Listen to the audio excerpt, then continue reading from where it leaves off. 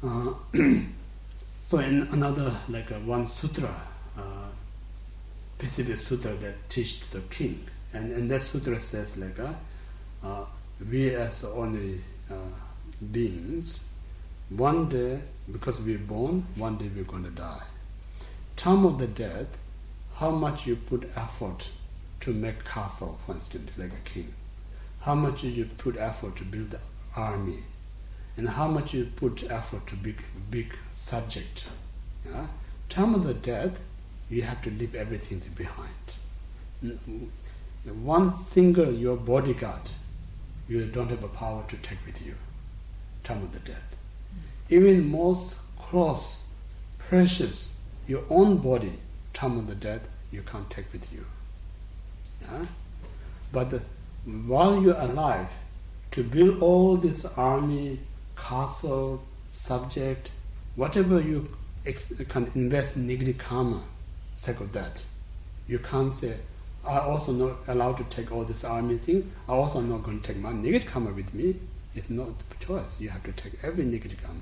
So it means all the effort you put, you have to leave behind. All the negative karma that you create, you have to take with you. Yeah? So if you think about that point of view, so if you think about that point of view, then it also helps you why we talk about if your attachment to this life, you are not Dhamma practitioners. Yeah? So that also can relate it.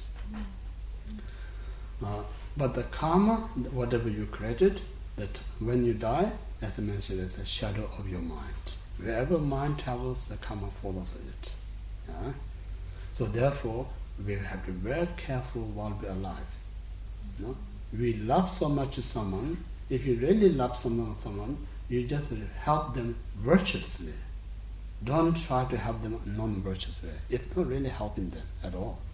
Also not helping yourself. It's more harming to yourself. And then another sutra, like a Mitra Buddha, Mahayana Sutra Alamkara, stated, whatever you created karma is that whatever you create karma is not going to ripen on what we call that, rock, on the soil. Only where you're going to ripen is to your own body. You know? So you can't wash away your karma. You have to go with you. So this reason we need to take a full responsibility. And then, when you created karma, the timing when it's going to ripen. Yesterday you asked me, when it's going to ripen. It's 3 timings. One is we call that instant kind of ripening, instant result. Second is immediate result. Third is indefinite result. There's 3 timings. So instant result means the moment you completed negative karma, instantly you're going to ripen next minute. There's a story, someone who heinous kind of crime or negative karma who created, next moment within that human form, he transformed into the hell beings without dying, just instantly afterwards. That we call the instant. That need to be very rare, need to be very heavily heinous crime. So if you really heavily, because it means what the Buddha is saying is when you have all the causes and conditions, everything's there, then nothing can stop. Because everything results depend on when it's complete or incomplete. If it's incomplete, then there's no need to wait. Yeah? For instance, if you pay ticket, full pay ticket, right now you can get instantly ticket. If you can't pay, it takes a while, So if you create all the conditions, it results immediately. So that's because instant result, first one. And then second one, we are saying immediate means while we're alive, we not have opportunity to ripen the karma. Soon after your death, the moment you're dead, you don't need to go in the pardo state. Yeah? So pardo, I'm not sure some of you may. Pardo means Tibetan words. Pardo means intermediate. Intermediate means after death, before you take birth. So normally that period of time we call the transition. Bangkok airport, Singapore airport, Hong Kong, some kind of transition place. Yeah, so it means like sometimes we have to wait a few hours, sometimes days. So part is so once you committed such a strong negative karma, you don't need to go in the transition. You direct flight. Yeah? From here to wherever you're going to rebirth. So that's the immediate result. And the third is indefinite.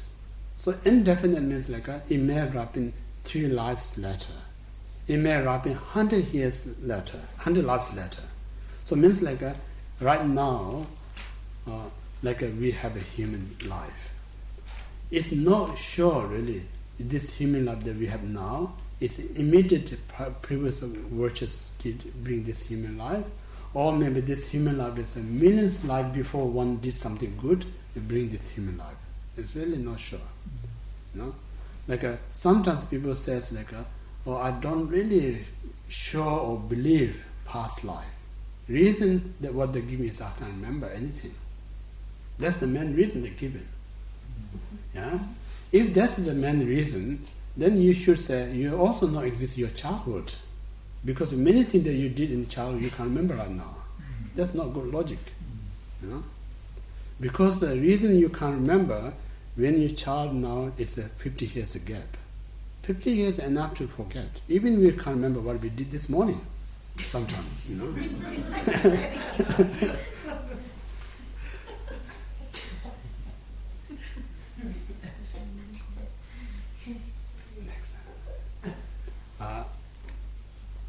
So in this way, we say, instant karma, you human created such a strong virtues. Then without pardon, instantly you're born human. There's a few exist. So this human remember everything, previous their parents, previous the house they will live, because there you may heard some of this story. You know, some child when they start to speak, and say, "I want to see my previous parents." They even telling the name, even they're telling the village. But these present parents, they kind of think, "Oh, this is wrong with my child." But then this child keep crying, say, "I really want to see." Somehow you have to take this child to that specific village, and then when you go to exactly how they describe, and then when you meet the parents, know exactly the same name that the child. This is not miracles. This is really logical. You know, this person died in instantly reborn human. It's a very short period of time. They still remember that. So in this way, if you immediately kind of a reborn human, we have a much greater 75% chance to remember your previous life. If you have a long gap between that, we have a very little chance to remember. Yeah? But then sometimes many of us, we have some kind of experience, some place you go, you've never been there, you feel like a very kind of a familiar. Mm-hmm. Or some people you never met, instantly you see it's a very kind of close to you. So all this kind of sign, not long before you've been at that place, not long before you met that person, so in this life when you meet again, you kind of already know kind of person. Some people you know for a long period of time, still you don't know about that person. You know, also exist. So in this kind of a very kind of it's a connections. Yeah. So in this way, this immediate condition, and then indefinite I mentioned various sometimes we have without any reason we feel so sad. Without any reason we're so unhappy. We don't have any idea. I didn't do anything bad, but I'm so unhappy. So this may not necessarily yesterday you did something wrong, or day before. Maybe a result of a millionth life before you done something. They come rapid because of condition. Because the cause alone is not going to rapid the result. When the cause and condition meet together, it rapid. For instance, if you look in the soil, the grass that come, maybe it's the last season's seed. Some seed, maybe 100 years before, that in the soil, due to some reason, not germinate. Now sudden moisture, some rain or some reason, the seeds open. So it's a very, like we think every grass is the same, but no, some of seeds is just last season's seed, some of them is like 100 years back seed. Where is seed kind of grow this? So then like our own experience is some of us just experienced yesterday what we did. Like for instance, some of us be more calm today. Yeah. So this calmness, because we did few meditation yesterday and day before. So it's immediate kind of, we have this calmness in our mind. Sometimes we have a calm without meditation. It's the previous we've done some meditation, some condition comes together, it brings experience now. So this way, like a result in 3 times: instant, immediate, and then indefinite. So means like whatever you created the cause, it's never going to be wasted. Sooner or later, it's going to ripen. Yeah. Then again, it's very careful. Yeah. Like when we say it's a sooner or later going to ripen, no means like when you did negative karma, it definitely going to ripen. We no means that, because the negative karma that you committed, if you just live it is, then when condition comes, it will ripen. Before it meet condition, if you damage that seed, then it's not going to ripen. Like I'm talking about seed. If you seed throw in the soil, sooner or later, a condition meet is going to germinate. But seed you throw in the soil, if you burn the seed out, then that's never going to germinate. Yeah, makes sense or not? Mm-hmm. So in this way.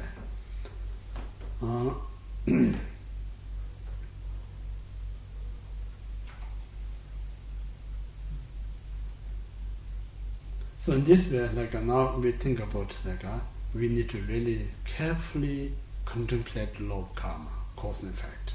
So when you carefully contemplate, when we talk about negative karma, the consequences of negative karma, more you meditate on that, that encourage you to abandon non-virtuous deed. Then more you contemplate the virtues, encourage you to more adopt. So that's the reason naturally how it develops the like a evolution, yeah? How it develop the wisdom, how it develop the path. Like just simply listen or read, you're not going to give that so much inspiration or encourage you to abandon and adopt. More you think, like for instance, like smoking, like instantly someone says that if we can't stop it. Then more you think about what the consequences of that smoking. More you give time to reflect, then you may say, oh, this is really going to make me sick. And then it may going to kill me. So more you fear of smoking, what's going to damage to you, that really helps you, I need to quit smoking. That comes up. Then you think about, I take organic food, do exercise. First time things too expensive, organic, too hard to do exercise. But the more you contemplate, that it's organic, keep you healthy body, doing exercise make you fit. More you think about that, then you get inspired. Oh, I really need to do it. So this reason, it's automatically you're not going to kind of get inspiration or courage to do this. More you give time to let kind of develop this processing in your mind. So when you let processing in your mind, then itself is a creating like the real, like we call that, encourage to practice, and the discouraging to not committing negative deeds. These things idea comes.